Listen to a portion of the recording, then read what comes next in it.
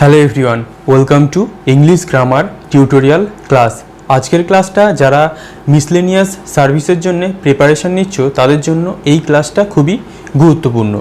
এই ক্লাসে আমি মিসলেনিয়াসের যে মেন এক্সাম সেখানে যে ইংলিশ পেপারটা রয়েছে সেই পেপার সম্বন্ধে তোমাদের কিছু গুরুত্বপূর্ণ কথা বলতে চলেছি।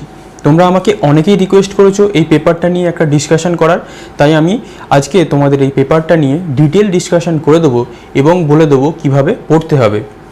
তোমরা সবাই জানো এখানে তিনটে রাইটিং স্কিলের পার্ট আছে, একটা হচ্ছে কি ট্রান্সলেশন, একটা রিপোর্ট আর একটা প্রেসি। এখানে 40 মার্কস করে 120 মার্কস এটাতে ক্যারি করছে, কিন্তু এটা তোমরা জানো কি করতে হবে, তোমাদের রাইটিং স্কিল প্র্যাকটিস করতে হবে।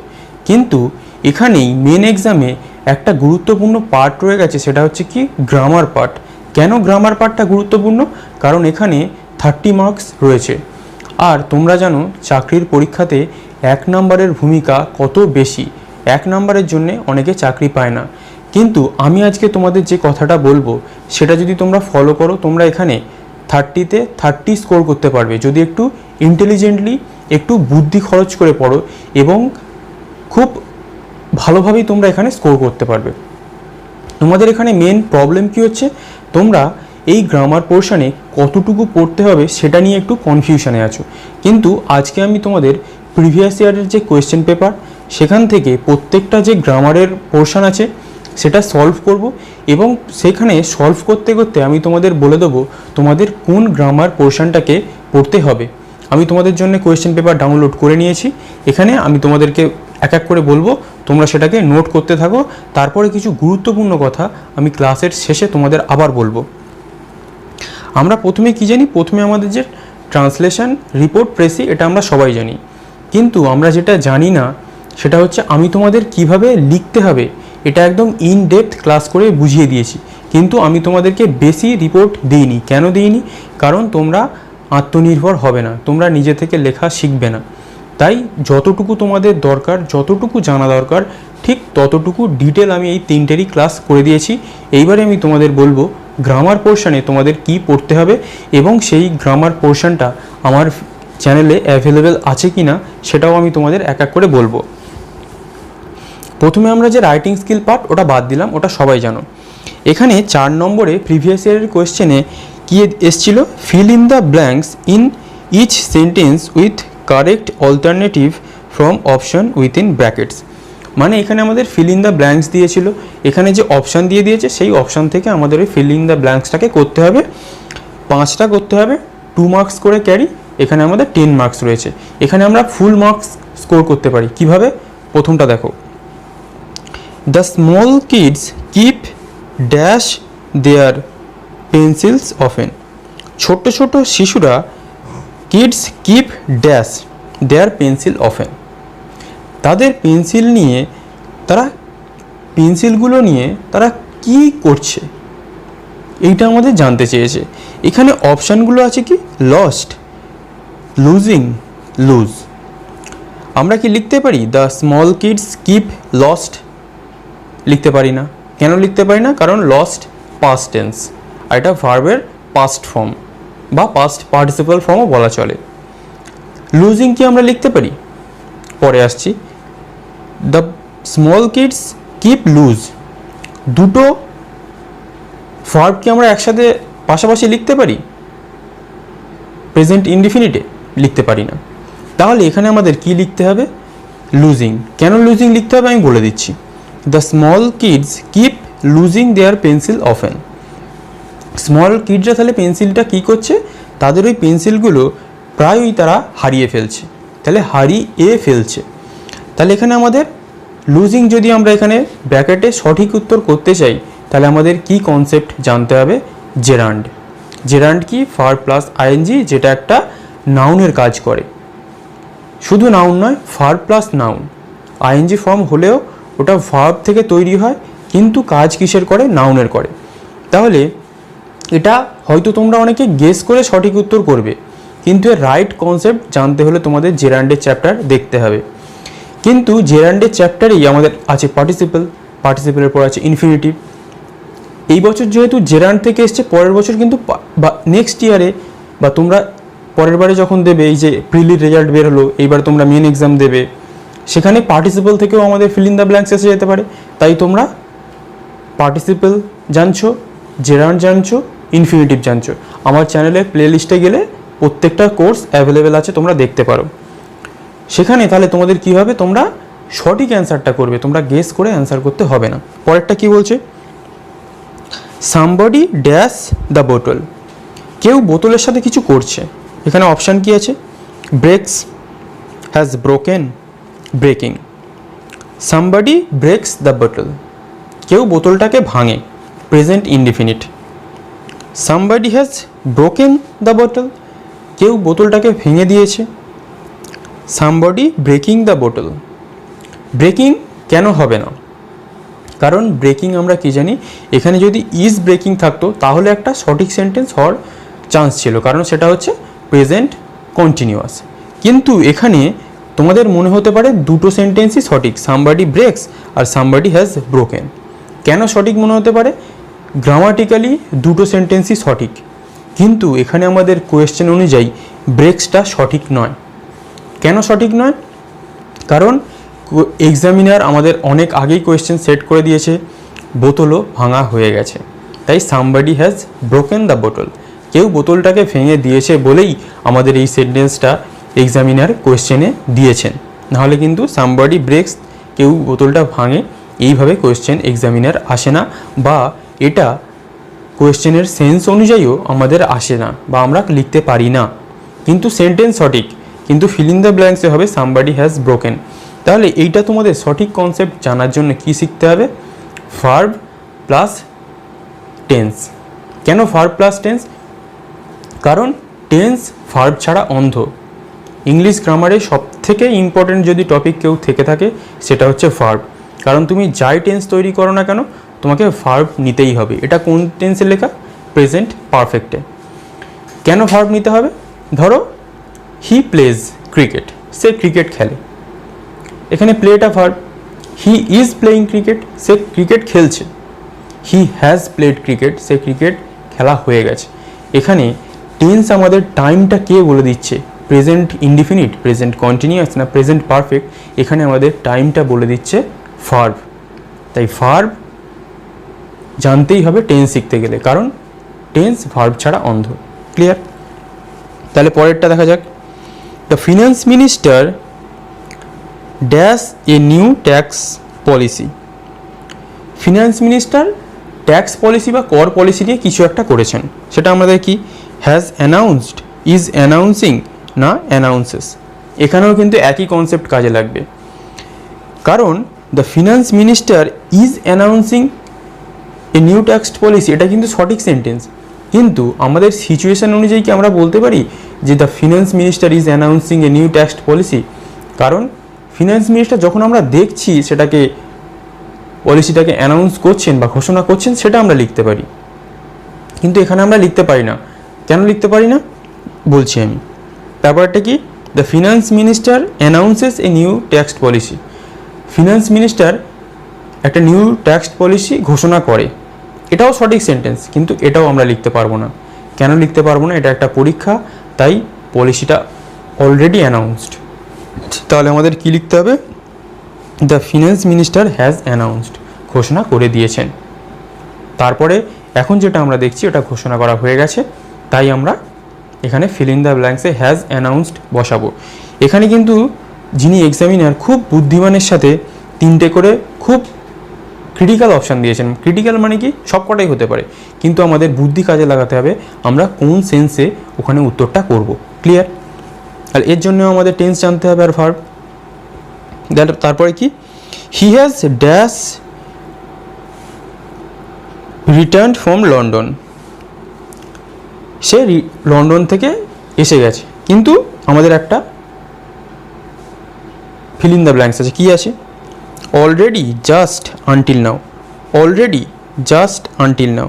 সি হ্যাজ অলরেডি হবে, জাস্ট হবে না আনটিল নাও হবে?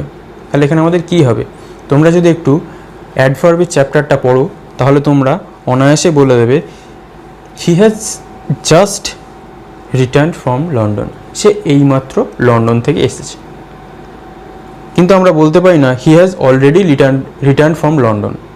অলরেডি রিটার্ন মানে সে অনেক আগেই এসে গেছে, সেটা আমাদের কিন্তু পাস্ট টেন্সে লিখতে হতো, কিন্তু এখানে আমাদের প্রেজেন্ট পারফেক্টে আছে। তাই জাস্ট প্রেজেন্ট পারফেক্টে আমরা কী শিখেছিলাম, যে ঘটনাটা জাস্ট হয়ে গেছে, তার এফেক্ট এখনও আছে। তাই এখানে যেহেতু আমাদের হ্যাজ আছে, তাই আমাদের এটা কি প্রেজেন্ট পারফেক্ট। তাই আমাদের বুদ্ধি খরচ করতে হবে, জাস্টটাকে just, he has just arrived from London বা রিটার্ন ফ্রম লন্ডন, সে এইমাত্র লন্ডন থেকে এসেছে। টেন্স তোমাকে ওই সিচুয়েশান অনুযায়ী কোন ওয়ার্ডটা পুট করতে হবে সেটা সাহায্য করবে। প্রত্যেকটা ক্লাসই অ্যাভেলেবেল আছে, তোমরা দেখতে পারো। তারপরটা কি, may I remind you that the computer is still under dash. আমি তোমাকে মনে করিয়ে দিতে চাই that the computer is still under, কম্পিউটারটা কিসের মধ্যে আছে বা সেটা আমরা দেখব। গ্র্যান্টস বা গ্যারান্টি, এটা তোমরা একদম সহজ, সবাই বুঝতে পারছো যে the computer is under guarantee, কম্পিউটারটা গ্যারান্টির মধ্যে আছে, এটা সবাই পারবে, এর জন্য কোনো কনসেপ্টের দরকার নেই। কিন্তু আমাদের তারপরে যে জিনিসটা আছে তার জন্য কিন্তু আমাদের কনসেপ্ট লাগবে। সেটা কি, 5 নম্বরে কি বলছে, error correction, correct any 5 of the following sentences. এখানে তোমাকে 5টা সেন্টেন্স যেটা তোমার মনে হয় ভুল আছে সেটাকে সঠিক করতে হবে। এইটা কিন্তু খুবই গুরুত্বপূর্ণ। এর প্রত্যেকটা তোমাকে আমি এরর কারেকশন তোমাদের আমি বলে দেবো, এবং কোন চ্যাপ্টার পড়লে তোমরা সেটাকে করতে পারবে সেটাও আমি বলে দেবো। ক্লিয়ার? দেখো, প্রথমটা কি, টিনা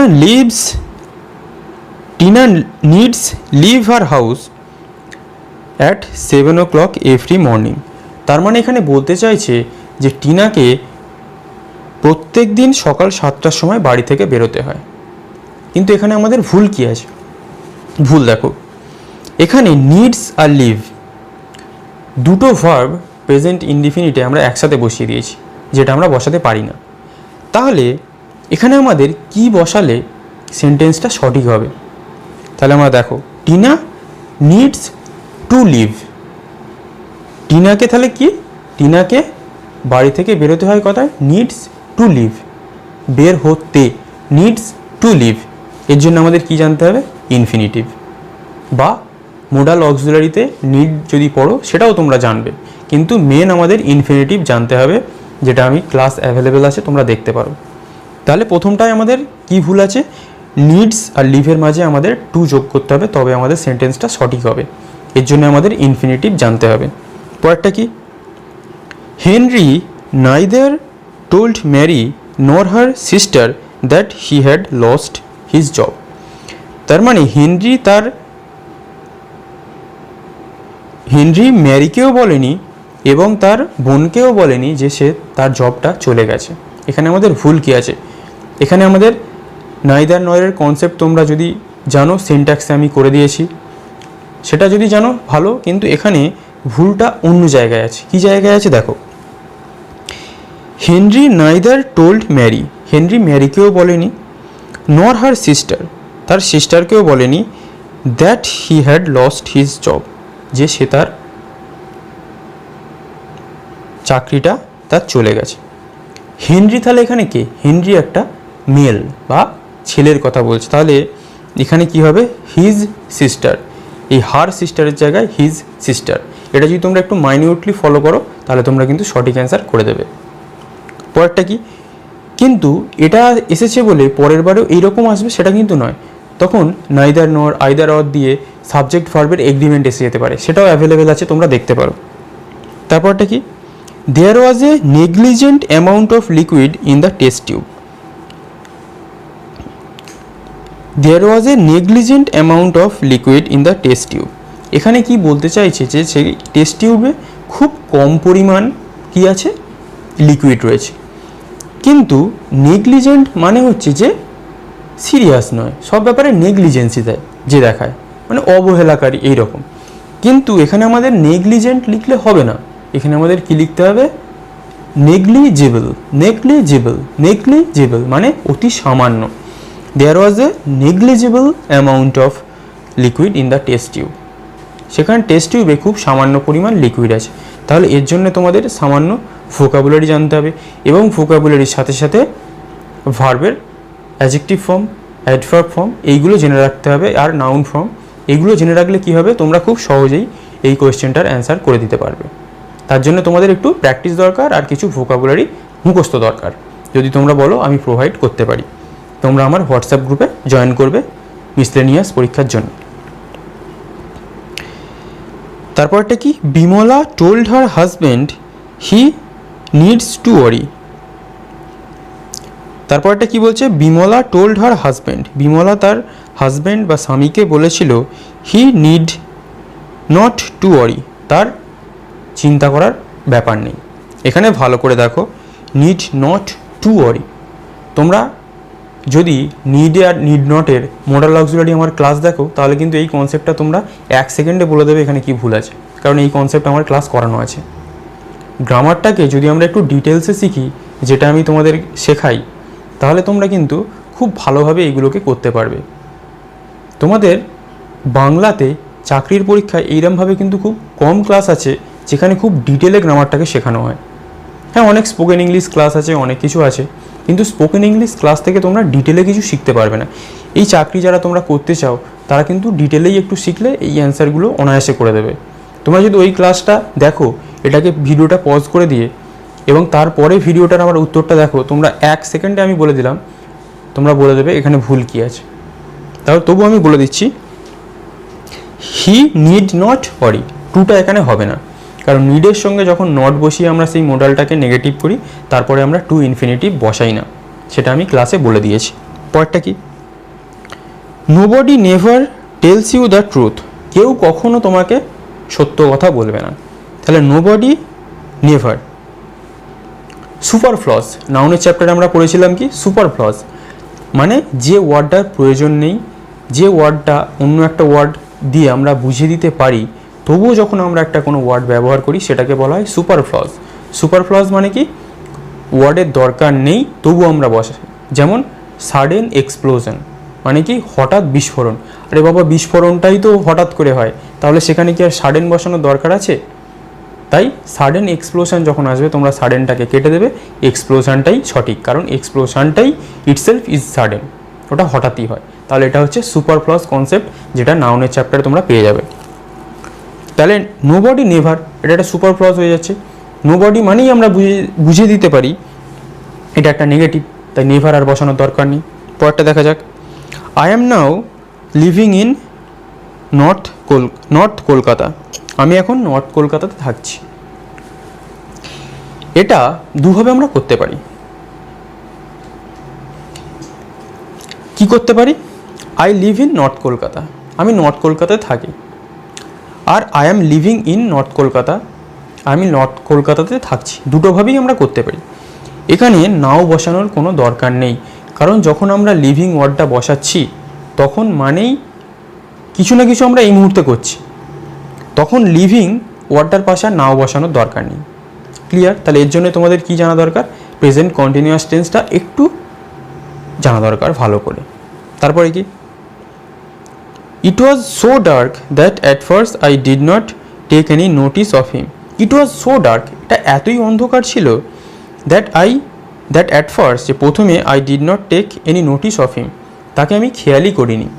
এখানে তোমরা মাধ্যমিকে একটা সো দ্যাট দিয়ে একটা কনসেপ্ট ছিল, he was so weak that he could not walk, সে এতই অসুস্থ ছিল যে সে হাঁটতে পারতো না। তাহলে এখানে আমাদের সো দ্যাট ওই কনসেপ্টটা যদি আমাদের মনে থাকে, তাহলে আমরা অনায়াসে এটা করে দিতে পারবো। ওই কনসেপ্ট জানার জন্য তোমাদের কি পড়তে হবে, কনজাংশন। এরপরে তোমাদের আইদার অর, নাইদার নর, হার্ডলি বাট এই দিয়ে এসে যেতে পারে কিন্তু। তাহলে ওটার জন্য তোমাদের কনজাংশনের চ্যাপ্টার জানা দরকার। কনজাংশনের চ্যাপ্টার ডিটেলেও জানার দরকার নেই, ওই কিছু ওয়ার্ড ওইগুলো জানলেই তোমরা এই কনসেপ্ট করে দিতে পারবে। এখানে যেমন so dark that at first I could not take, এটা আমাদের ছোটোবেলার কনসেপ্ট যখন আমরা মাধ্যমিক লেভেলে পড়তাম। তাহলে ডিড নটের জায়গায় কেটে দিয়ে কুড নট। একটু কনজাংশনটা তোমরা যদি জানো অনায়াসে করে দেবে। তারপরটা কি, the lack of freedom and social justice is obvious for everyone, মানে কি স্বাধীনতা আর সামাজিক যে ন্যায়ের অভাব সেটা সবার জন্যই স্পষ্ট। এখানে দেখো, যখন দুটো সাবজেক্টকে আমরা অ্যান্ড দিয়ে জুড়ব তখন সেই সাবজেক্টটা প্লুরাল হয়ে যাবে। তারপরে আমাদের ভার্বটা হবে প্লুরাল। এটা তোমরা সিনট্যাক্সের চ্যাপ্টারে আমি ভালো করে বুঝিয়ে দিয়েছি, তোমরা পেয়ে যাবে। তাহলে এখানে ইজের বদলে আমাদের কি হবে আর, কারণ দুটো সাবজেক্টকে অ্যান্ড দিয়ে আমরা জুড়েছি। অ্যান্ড কি একটা কনজাংশন যেটা আমরা ফ্রেজ বা ওয়ার্ড জোড়ার ক্ষেত্রে ব্যবহার করি। তাহলে এখানে যে যে এরর কারেকশন করতে দিয়েছে, এখানে তোমাদের একটা জিনিস খুব ভালো করে তোমরা মনে রাখো, সিজিএল লেভেলে যে এরর কারেকশন আসে অত টাফ লেভেলে কিন্তু তোমাদের যাওয়ার দরকার নেই। তোমরা যদি আমার চ্যানেলে ওই মোডাল ভার্বস একটু জেনে রাখো, একটু ভার্ব সম্পর্কে জেনে রাখো, একটু সিনট্যাক্স, এইগুলো টেন্স, ভার্ব, এইগুলো যদি তোমরা বেসিক কিছু জিনিস জেনে রাখো, তাহলে তোমরা প্রত্যেকটা এরর কারেকশন করে দিতে পারবে। ক্লিয়ার? তাহলে এইগুলো হচ্ছে এরর কারেকশনের জন্য কী কী দরকার। এরপরেরটা কি আছে দেখা যাক। এরপরে আমাদের দিয়েছে কিছু ফ্রেজাল ভার্বস আর ইডিয়মস। এখানে ফ্রেজ বলে দিয়েছে, কিন্তু ফ্রেজের থেকে গুরুত্বপূর্ণ এখানে ভূমিকা পালন করছে যেটা আমরা দেখব ফ্রেজাল ভার্ব আর ইডিয়মস। কেন দেখো, প্রথমেটা কি, টেক আফটার। টেক আফটার মানে আমরা কি জানি, একই রকম দেখতে হওয়া বা রিজেম্বল করা। রিজেম্বল মানে কি, সেম দেখতে হওয়া বা একই রকম দেখতে হওয়া। এটা একটা ফ্রেজাল ভার্ব, আমরা মাধ্যমিকে অনেকবার করেছি টেস্ট পেপার থেকে। তাহলে এই যে ফ্রেজাল ভার্ব, এটাকে দিয়ে আবার আমাদের সেন্টেন্স তৈরি করতে হবে। ফ্রেজাল ভার্ব দিয়ে সেন্টেন্স তৈরি করার সময় একটা জিনিস মনে রাখবে, তোমরা কোন টেন্স আর কোন সাবজেক্টের পর ফ্রেজাল ভার্ব বসাচ্ছ সেটা খুবই গুরুত্বপূর্ণ।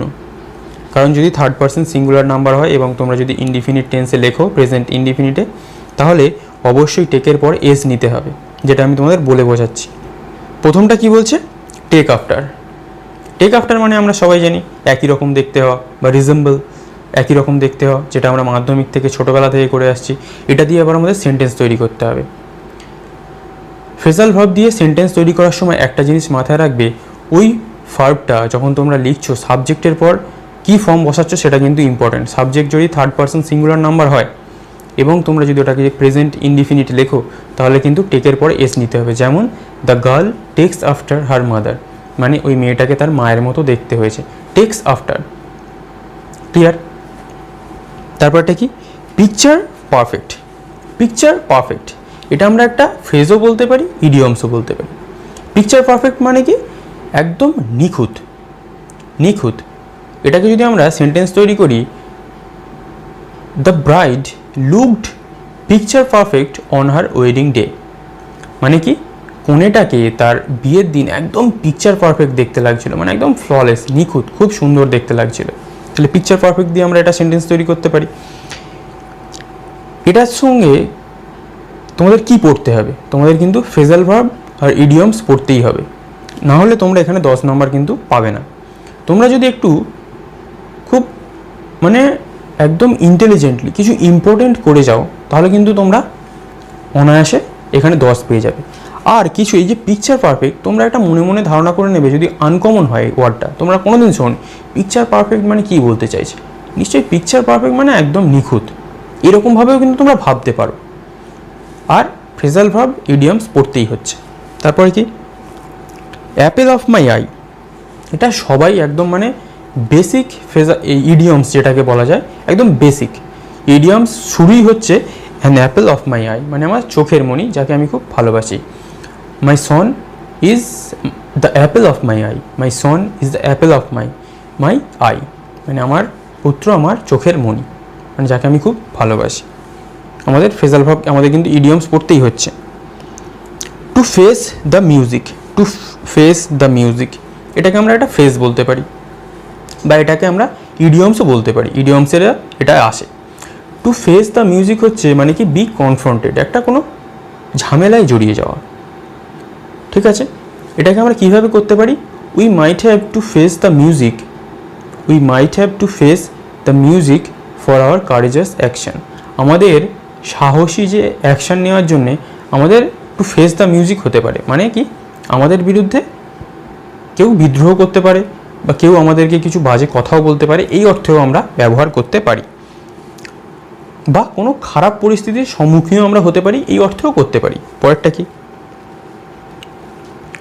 Look back.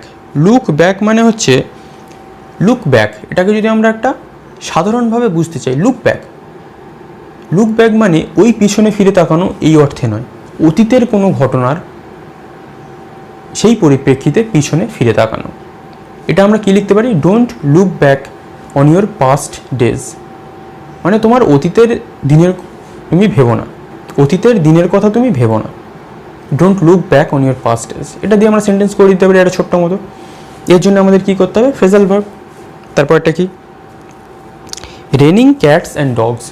Raining cats and dogs মানে তোমরা ছোট থেকে পড়ে আসছো যে মুষলধারে বৃষ্টি হওয়া। আমরা কি বলতে পারি, it is raining cats and dogs, মানে কি মুষলধারে বৃষ্টি হচ্ছে। খুবই সহজ। পরেরটা কি, পরেরটা হচ্ছে grow out of. Grow out of এর মানে হচ্ছে টু বিকাম লার্জার, মানে কোনো জিনিস বড় হয়ে যাওয়া। He quickly grew out of his clothes, তার মানে কি তার জামা কাপড় খুব তাড়াতাড়ি বড় হয়ে গেছিলো। এরকম আমরা সেন্টেন্স লিখে দিতে পারি। পরেরটা কি বলছে, ব্ল্যাক আউট মানে কি undergo a sudden loss of consciousness, মানে কি হঠাৎ দিগ্ভ্রান্ত বা বুদ্ধিহীন হয়ে পড়া। কীরকম আমরা সেন্টেন্স লিখতে পারি, he became completely black out when he heard the news of his friends death. যখন সে তার বন্ধুর মৃত্যুর খবর খুঁজলো বা জানলো, তখন সে কমপ্লিটলি ব্ল্যাক আউট হয়ে গেল, মানে তার মাথা কমপ্লিটলি বুদ্ধিভ্রম হয়ে গেল। ক্লিয়ার? তাহলে এর সাথে তোমরা কি বুঝলে, তোমাদের কি পড়তে হবে, তোমাদের পড়তে হবে ফ্রেজাল ভার্ব, ইডিয়মস এবং কিছু সিলেক্টিভ ফ্রেজেস। যদি তোমরা পড়ো, তোমরা যে কেউ পিএসসি মিসলেনিয়াসে খুব ভালো স্কোর করবে, এই 30-30ই পাবে, একদম শিওর। তোমরা যদি একটু গ্রামারটাকে চর্চা করো। এই গ্রামার চর্চা করার জন্য আমার কিন্তু প্রত্যেকটা ভিডিও ক্লাস আমি কিন্তু এরকম যাচ্ছে তাইভাবে বানাইনি, একদম ডিটেলস, যারা তোমরা ডিটেলসে শিখতে চাও তাদের জন্য বানানো।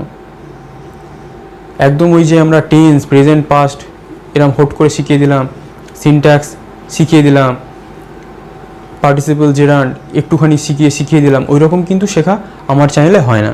আমার চ্যানেলে ইন ডেপথ নলেজ দেওয়া হয়। তোমরা যে কোনো সিনট্যাক্স, জেরান্ড, টেন্স দেখলেই বুঝতে পেরে যাবে যে তোমরা ওখানে কত রিসোর্স, তোমাদের নলেজ অনেক বেড়ে যাবে ইংলিশ সম্বন্ধে, এটুকু আমি একদম গ্যারান্টি দিয়ে বলতে পারি। তোমরা যারা এই বছরে মেন পরীক্ষা দেবে তাদের জন্যে, যারা মেন পরীক্ষা আগামী দিনে দেবে তাদের জন্যেও এই ক্লাসটা খুবই গুরুত্বপূর্ণ হয়ে থাকলো। তোমরা যখনই সময় পাবে ক্লাসটাকে দেখতে পারো। যদি কোনো হেল্প চাও আমাকে জানাতে পারো হোয়াটসঅ্যাপ গ্রুপে জয়েন হয়ে বা নিচে কমেন্ট করে, আমি তোমাদের সমস্ত কোয়ারির অ্যান্সার করার চেষ্টা করব। তাহলে আমি একটু চেষ্টা করেছিলাম যাতে তোমাদের পিএসসি মিসলেনিয়াসের ইংলিশ পেপারে একটু সাহায্য করা যায়, কি পড়লে তোমাদের কনফিউশন দূর হবে। বিশেষ করে গ্রামারের চ্যাপ্টারটায় আমি দেখছিলাম কেউই ভালো করে ভিডিও বানাতে পারেনি, কেন পারেনি আমি জানি না। তাই তোমরা আমাকে রিকোয়েস্ট করেছিলে আমাকে এই ক্লাসের উপর কি পড়তে হবে একটু জানানোর জন্য, আমি জানানোর চেষ্টা করলাম। কেমন লাগলো কিন্তু কমেন্টে অবশ্যই জানিও। তাহলে যে কোনো হেল্পের জন্য কমেন্ট করো। Thank you for watching.